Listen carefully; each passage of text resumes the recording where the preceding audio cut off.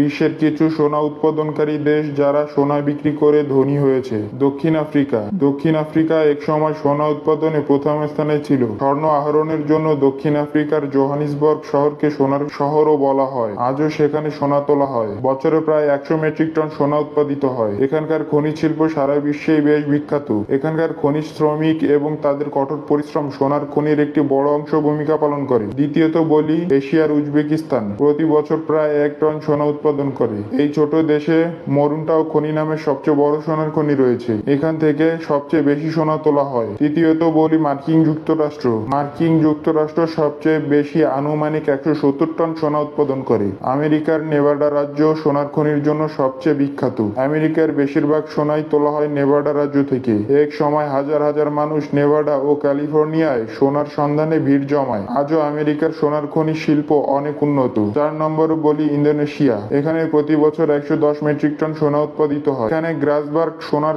খনিটিকে বিশ্বের সবচেয়ে বড় খনির মধ্যে একটি ধরা হয়। এসব খনির মাধ্যমে সারা পৃথিবীতে সোনার চাহিদা মেটানো হয়।